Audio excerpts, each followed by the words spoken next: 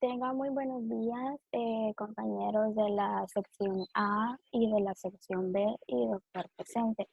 Este día nos toca hablar a nosotros el tema sobre cirrosis. Bueno, como primer punto tenemos lo que es la definición. Entonces, ¿qué es una cirrosis? El libro de Hammer nos indica que es una deformación irreversible de la estructura hepática normal caracterizada por lesión, fibrosis y regeneración nodular del hígado. Ahora bien, por otro lado tenemos que el libro de Harrison nos habla que la cirrosis es una condición que se define histopatológicamente, que tiene variedad de manifestaciones clínicas y que también a su vez complicaciones, de las cuales estas complicaciones se pueden ser mortales. También nos dice que en el pasado se creía que la cirrosis nunca tenía reversión, pero era evidente que si se eliminaba la causa de la cirrosis, esta sí se podía llegar a la reversión de lo que es la fibrosis. Dentro de la cirrosis tenemos lo que es la cirrosis alcohólica. Como lo dice el nombre, la cirrosis alcohólica está ocasionada especialmente por el alcohol. En ella, el uso crónico excesivo de alcohol puede causar varios tipos diferentes de enfermedad hepática crónica, incluido el hígado graso alcohólico, la hepatitis alcohólica y la cirrosis alcohólica. Además, el uso excesivo de alcohol puede contribuir al daño hepático en personas que tienen enfermedades hepáticas, como por ejemplo la hepatitis C, hemocromatosis y la enfermedad del hígado graso, que está basada asociada a la grasa. En la cirrosis alcohólica, los nódulos que presenta van a ser menor de 3 milímetros de diámetro y a eso se le va a llamar como una cirrosis micronodular.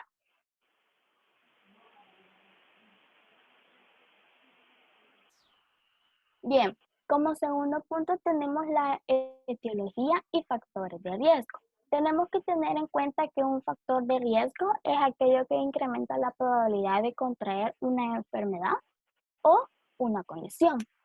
Tenemos que en Estados Unidos el abuso del consumo excesivo de alcohol es la causa más frecuente de cirrosis.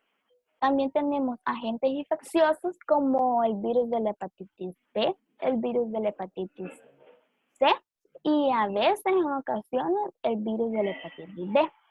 También tenemos enfermedades genéticas y medicamentos y venenos. Medicamentos como metotrexato y venenos se podría decir el alcohol y lo que es también el arsénico.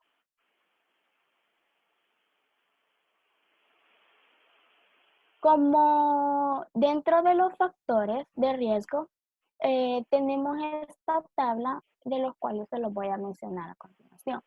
Como primer punto, tenemos lo que es el alcoholismo. La cantidad de consumo de alcohol que produce eh, una cirrosis puede variar. En comparación con los hombres, las mujeres suelen ser más susceptibles en dosis bajas de alcohol. Sin embargo, aunque se adquieran dosis bajas de alcohol, si una mujer bebe constantemente, también tiene la probabilidad de desarrollar más rápido la cirrosis, ya que el alcohol es dañino para las células hepáticas y también daña el hígado al momento de alterar el metabolismo normal de las proteínas, de los lípidos y de los carbohidratos. Luego tenemos como los agentes infecciosos. Tenemos una hepatitis viral crónica. Las infecciones agudas por hepatitis viral, si el cuerpo no puede combatir contra ellas, estas se vuelven crónicas. Cuando estas se vuelven crónicas, estas conllevan a lo que es a la inflamación y a la lesión. Y luego de esto, estos vienen terminando en una cirrosis. También tenemos el virus de la hepatitis B. El virus de la hepatitis B es la causa más común, a excepción en Estados Unidos. Como lo mencioné, en Estados Unidos la causa más común es el alcoholismo, pero en otros países se puede incluir la hepatitis B como la causa más común. En ella, el tejido cicatrizal reemplaza el tejido sano del hígado y bloquea parcialmente lo que es el flujo de la sangre a través del hígado. A principio de la etapa de la cirrosis, el hígado todavía sigue funcionando, pero a medida que sigue avanzando, este deja de funcionar y falla. También tenemos el virus de la hepatitis C. En ella, igual que la hepatitis B, esta se vuelve crónica y así hasta tener un daño hepático. También tenemos la hepatitis D. En la hepatitis D, como lo mencioné, a veces porque más que todo eh, da hepatitis D a una persona que ya está contagiada con hepatitis B. Entonces, una persona con hepatitis B y con hepatitis D tiene una probabilidad más alta de contraer lo que es un daño hepático y llegar a la cirrosis. También tenemos la hepatitis autoinmune. En esta lo que sucede es que es una condición en que las células inmunitarias confunden las células hepáticas normales y con células invasoras y esas las atacan. Entonces con el tiempo terminan eh, con un daño hepático y así a su vez una cirrosis. También tenemos la esteatohepatitis no alcohólica. Como su nombre lo indica, esta no se va a deber al alcohol. Esta es un trastorno donde se acumulan las células adiposas en el hígado. Eh, si bien, como dice su nombre, este va a estar causado más que todo en enfermedades como la diabetes mellitus, la obesidad, el aumento de peso.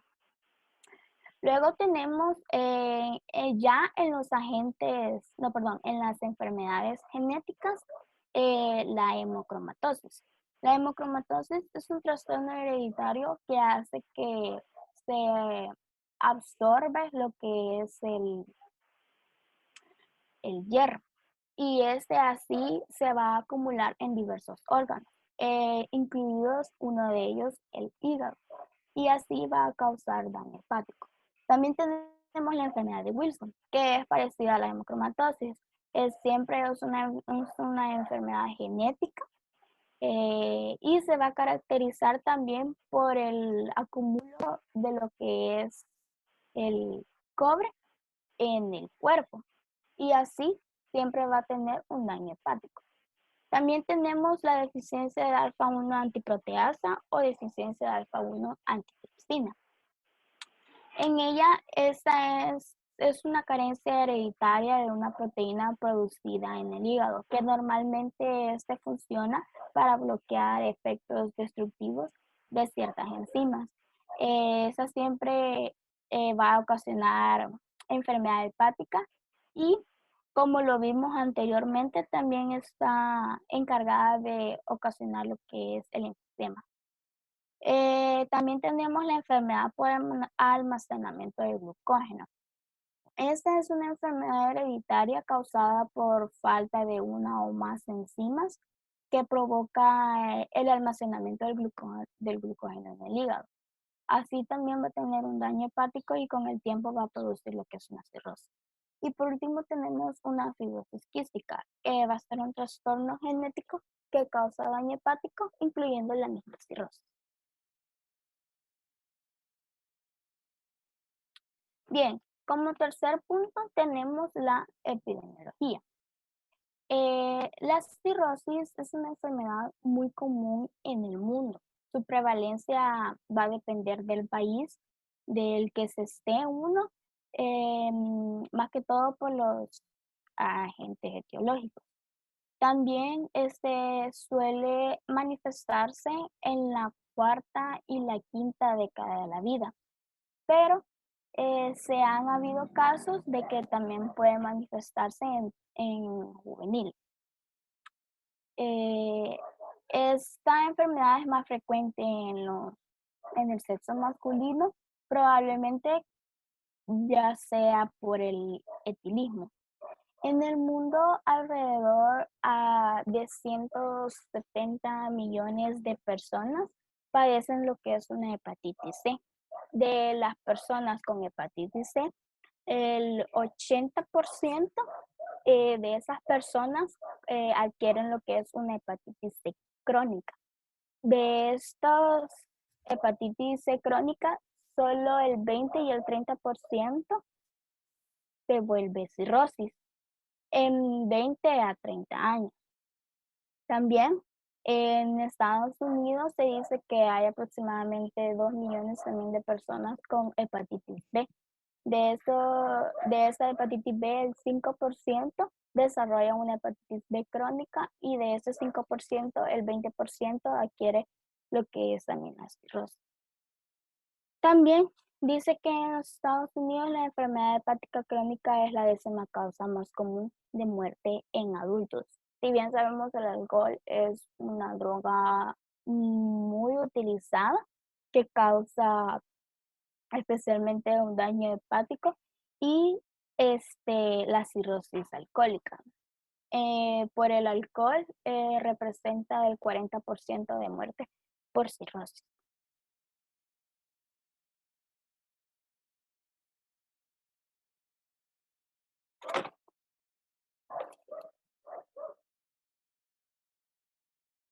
Pásala.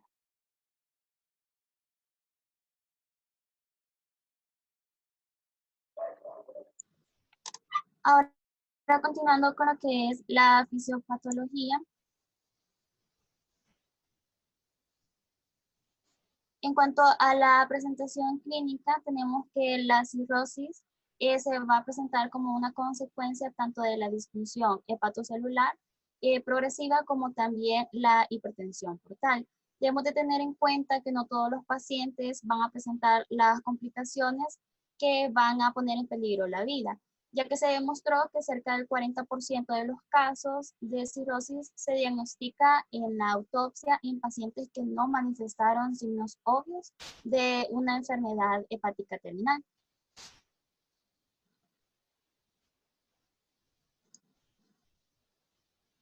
En cuanto a la patogenia, tenemos que la fibrosis hepática parece presentarse ante 3 situaciones. La primera es una respuesta inmunitaria en la cual podemos poner de ejemplo lo que ya decía nuestra compañera, el virus de la hepatitis B o también lo que son especies de la esquistosoma. También como segundo punto se puede presentar como parte de lo que es el proceso de cicatrización de heridas, en el cual un ejemplo de este puede ser el tetracloruro de carbono, que este se va a encargar de atacar y matar a los hepatocitos de manera directa y va a producir lo que es una fibrosis como parte de una cicatrización de heridas. En tercer punto tenemos una respuesta a agentes que van a inducir la fibrogénesis primaria, en los cuales podemos tener agentes como el etanol y el hierro, que estos pueden causar una fibrogénesis primaria, aumentando de manera directa lo que es la transcripción del gen que codifica el colágeno. Y así también va a aumentar lo que es la cantidad del tejido conjuntivo secretado por las células.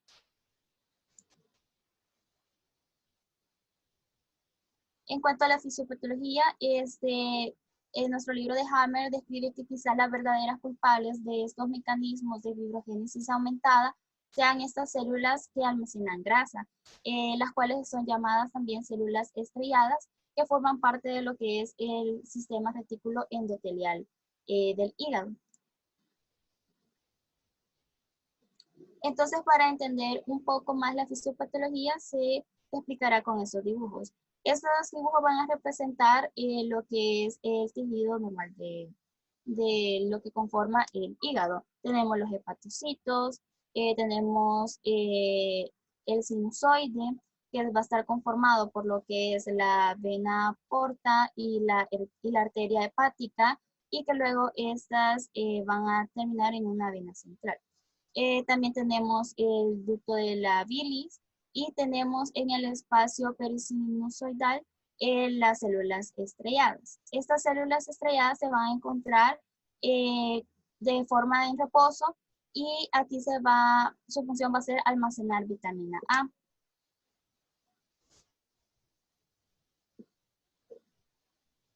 Pero el problema es cuando hay problemas en los hepatocitos y estos se empiezan a dañar. Entonces, estos hepatocitos van a secretar ciertas citocinas, las cuales van a hacer que esta célula estrellada,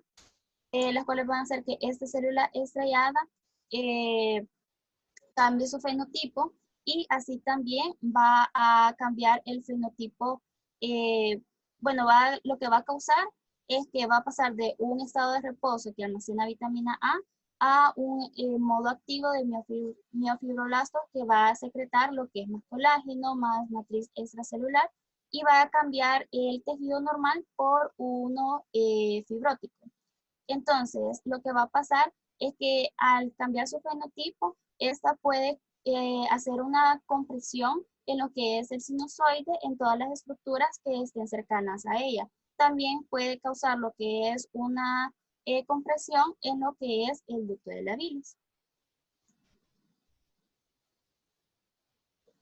Al parecer, la fibrosis hepática se presenta mediante dos etapas. La primera etapa se va a caracterizar por lo que es un cambio en la composición de la matriz extracelular y en esta etapa la lesión del hígado aún puede ser reversible. Ya en la segunda etapa, esta va a comprender la formación de entrecruzamientos de colágeno subendotelial, proliferación de células mioepiteliales y deformación de la estructura hepática con aparición de nódulos de regeneración, que como ya decía mi compañera, estos nódulos, esta cirrosis puede ser ya sea una cirrosis micronodular o macronodular, dependiendo del tamaño de los nódulos. Si es menor de 3 milímetros, va a ser micronodular y mayor de 3 milímetros se considerará que es macronodular.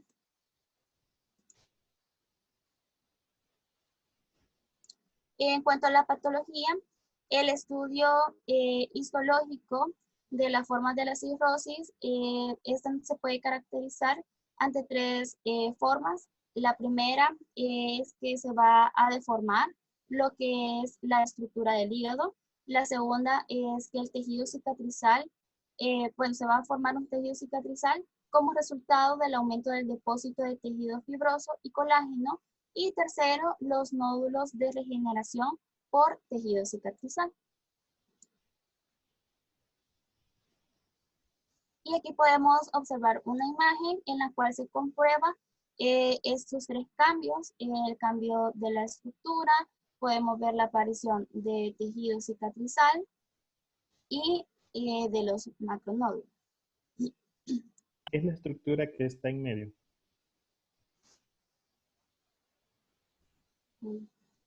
Sería el ligamento. El ligamento redondo. ¿Redondo?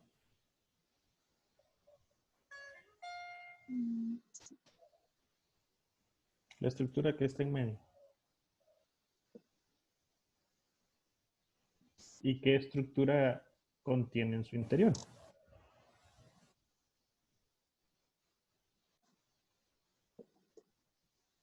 Esto de aquí. Sería tejido fibrótico. No, eso. ¿Qué es esa estructura que está ahí? Lo que usted señaló. Pues para mí es un ligamento. Ajá, pero ¿qué tipo de ligamento es?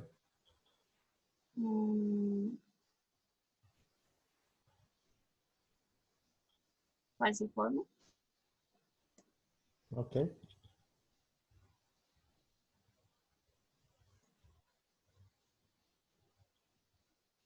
Y aquí está también otra imagen donde podemos observar lo que es la fibrosis y los nódulos.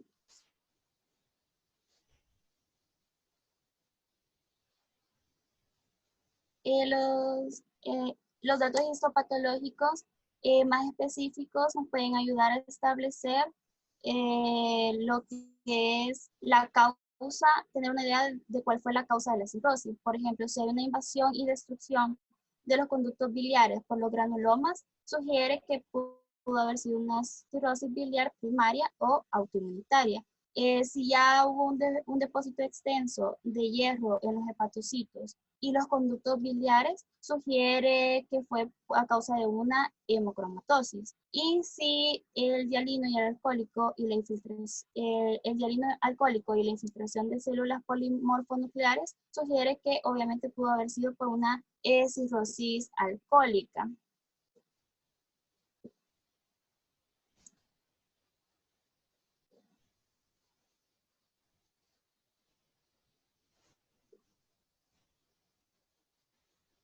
Ahora, en cuanto a las manifestaciones clínicas, tenemos manifestaciones clínicas de la disfunción hepatocelular progresiva, las cuales van a incluir síntomas y signos constitucionales como la fatiga, la pérdida del vigor, pérdida de peso, síntomas y signos gastrointestinales, náuseas, vómitos, ictericia y hepatomegalia hipersensible.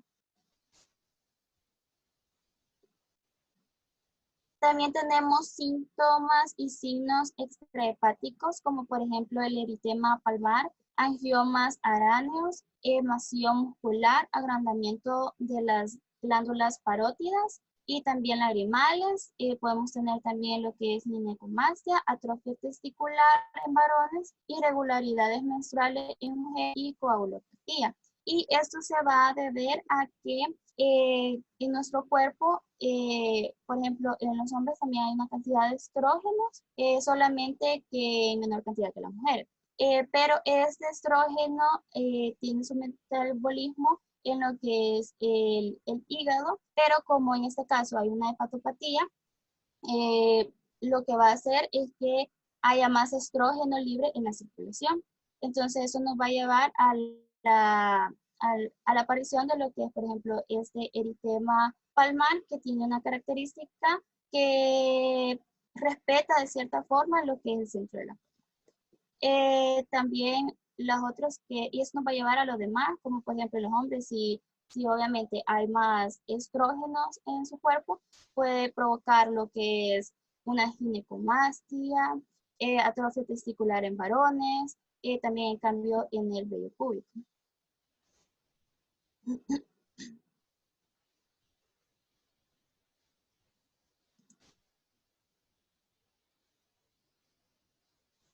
Ahora bien, otra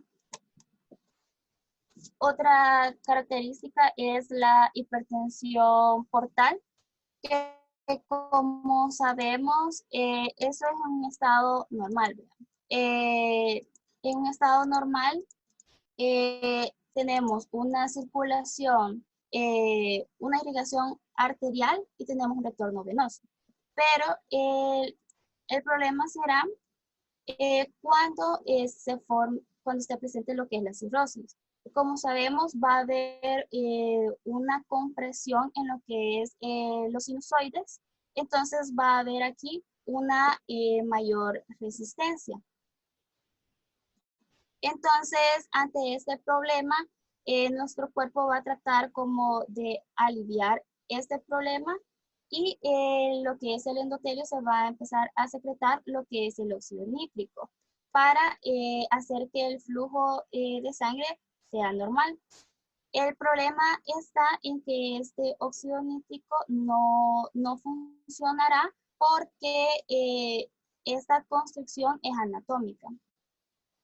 Entonces, el óxido nítrico actuará o sea, va a actuar en los otros lugares, pero no va a actuar en el lugar de la compresión.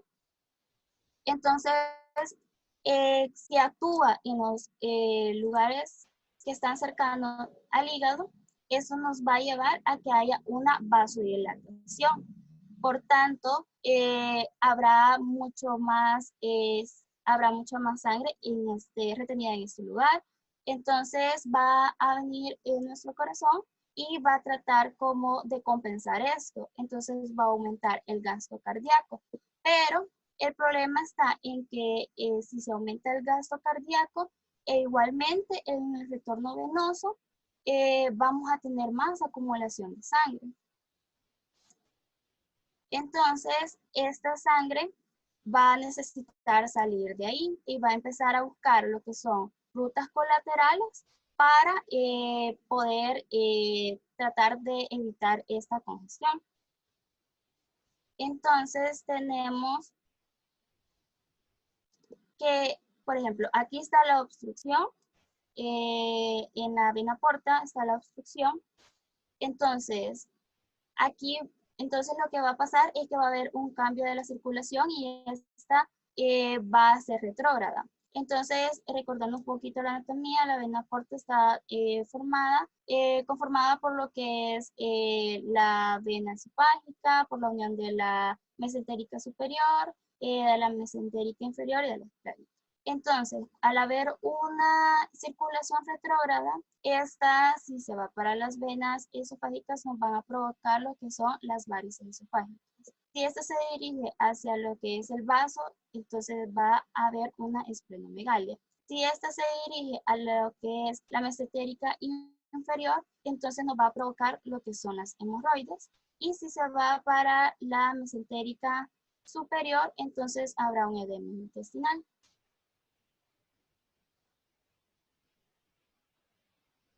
También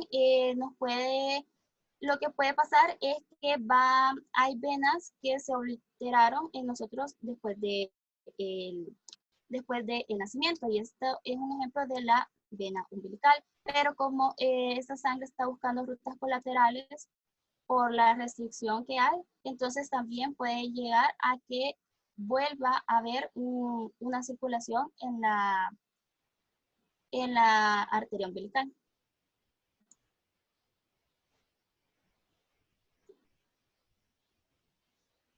Entonces, a causa de esto son las diferentes manifestaciones clínicas que se pueden presentar, como la citis, tenemos la esplenomegalia y las varices esofágicas.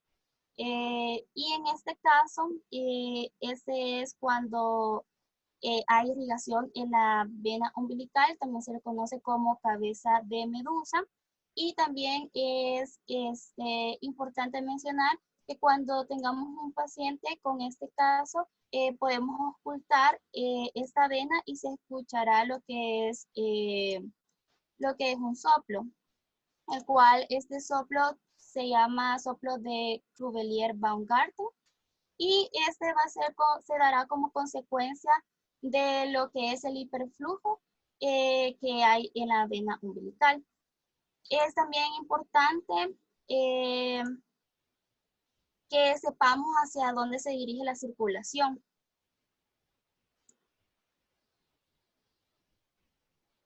Y para esto hay una técnica en la cual ocuparemos dos de nuestros dedos, nos ubicaremos en una porción de la vena, vamos a dejar un espacio sin sangre y primero se levantará un dedo y luego el otro, manteniendo presionado para ver hacia dónde se dirige el flujo, ya que eso nos puede dar como una idea de la causa de esta vena umbilical pronunciada. Aquí tenemos un video de la técnica.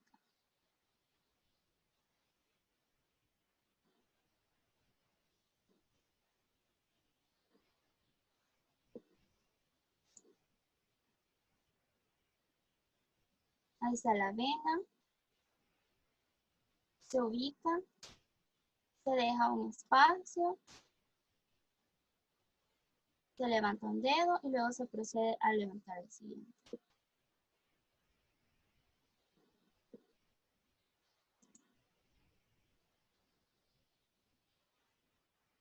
Entonces, si la dirección de la sangre es en dirección opuesta a lo que es el ombligo, entonces se sabrá que esta puede ser una causa por cirrosis. Pero si se acerca al ombligo, entonces será porque hay una obstrucción de la vena cava inferior.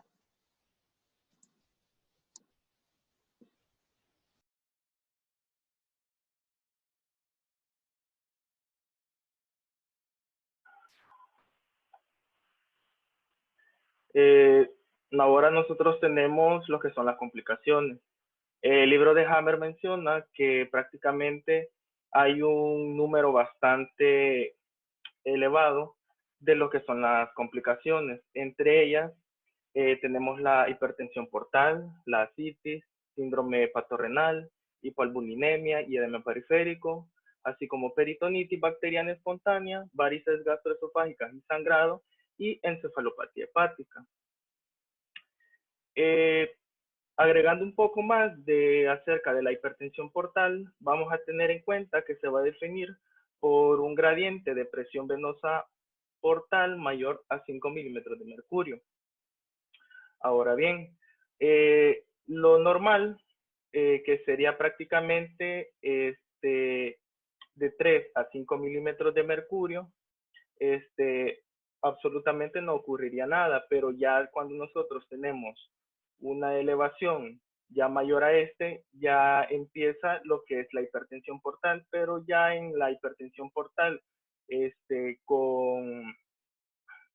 con mayor a 10 milímetros, en este caso ya empieza a haber un cuadro de manifestaciones clínicas, ya sea por lo que es prácticamente lo de las varices, la circulación colateral, etcétera. Y prácticamente se puede dar lo que es la hipertensión portal, ya sea por un aumento de lo que es el flujo de una vasodilatación, ya sea periférica o esplécnica, o también cuando aumenta lo que es la resistencia, ya sea por una distorsión de la arquitectura vascular o un incremento del tono vascular. La hipertensión portal, tenemos que cuando ocurre este fenómeno va a acarrear demasiados complicaciones más. Entre ellas tenemos lo que son las citis, las varices esofágicas, así como lo que es la cabeza de medusa y encefalopatía hepática. La tríada clásica de lo que es la hipertensión portal, tenemos que consta de lo que es ascitis, esplenomegalia y circulación colateral. Harrison menciona que la hipertensión portal se va a dar por un aumento de la resistencia intrahepática al paso del flujo sanguíneo a través del hígado debido a la cirrosis y los nódulos regenerativos. Y también se va a dar por lo que es un aumento del flujo sanguíneo esplécnico secundario a la vasodilatación dentro del lecho esplécnico vascular. Y la hipertensión portal, que es directamente responsable de dos complicaciones principales, como lo que es en la cirrosis, ya sea las hemorragias varicosas y la ascitis. Se va a referir, en este caso, lo de la ascitis, a la presencia de exceso de líquido dentro de la cavidad peritoneal, ya sea por una desnutrición proteico-calórica que puede generar hipoalbuminemia o el cáncer por una obstrucción linfática. En pacientes con la enfermedad hepática, la ascitis se debe a una hipertensión portal y puede esta confirmarse a través de un gradiente de albúmina. En este caso, sería del suero de la ascitis, SAG, que son sus siglas, de 1 gramos sobre decilitros, o puede ser 11 gramos sobre litros, o en este caso más. La presencia de ascitis clínicamente aparece en un paciente cuando tiene una enfermedad hepática y se va a asociar con una supervivencia deficiente a largo plazo. Ya podemos ver nosotros en un paciente que presenta ascitis, se va a ver en el examen físico, vamos a ver que va a haber un aumento de la circunferencia abdominal, así como una onda de líquido y un hígado balotable, según lo que menciona el libro de Hammer. Ya podemos ver en esta imagen lo que es la cavidad peritoneal, tenemos las fosas intestinales, el intestino delgado, el botón del grueso, del colon transversal, y prácticamente en una persona con ascitis se va a llenar de lo que es el líquido de la cavidad peritoneal y este va a ser el cuadro de esta enfermedad. Se dice que en cuestión tenemos lo que es hipótesis de llenado. En este caso, esta hipótesis de llenado es insuficiente. Y la hipótesis insuficiente o vasodilatación en este caso, se va a generar por lo que es un aumento vascular. Entonces, propone que el evento va a ser primario en formación de la citis con un volumen circulante efectivo reducido. Entonces, va a haber un aumento del sistema renina-angiotensina-aldosterona, que posteriormente va a haber una retención de agua y sodio. Ya llegando también lo que es la hipótesis clásica de este llenado insuficiente, tenemos que va a postular que la presión sinusoidal hepática elevada va a conducir a un secuestro de la sangre en el lecho venoso esplénico. Entonces, esto por ende va a dar como un resultado un llenado insuficiente de la vena central con una desviación del volumen intravascular a los vasos linfáticos hepáticos y que van a drenar prácticamente en lo que es en el espacio de Dice, que es un espacio perisinusoidal a donde se dan lo que es todos los intercambios de materiales entre la sangre y los hepatocitos del hígado. No sé si vamos a continuar con otra presentación o qué, doctor. ¿Cómo que si no has terminado, tenés que continuar? No, yo le digo porque ya queda menos Si de no un has minuto. terminado, tenés que continuar. Entonces, ya con la hipótesis de la vasodilatación arterial periférica, va a haber, en este caso, con una derivación portal asistémica y los productos vasodilatadores. En este caso va a ser lo que es el óxido nítrico, que va a dar una vasodilatación. Estos normalmente van a ser eliminados por el hígado y se envían a la circulación sistémica, donde va a causar una vasodilatación arteriolar periférica, particularmente en lo que es en el lecho vascular. La resistencia vascular arterial reducida va a ser resultante y se va a asociar a presiones del llenado central disminuidas, con una perfusión arterial renal disminuida también y una vasoconstricción arterial renal. Y va a haber una reabsorción de sodio, en este caso va a estar aumentada. La retención de sodio va a expandir lo que es el volumen intravascular y lo que va a hacer es que va a exacerbar todavía la hipertensión venosa portal. Por ende, el equilibrio de esta presión, de la presión hidrostática y versus la presión oncótica de la vena porta, va a dar como resultado la formación de ascitis.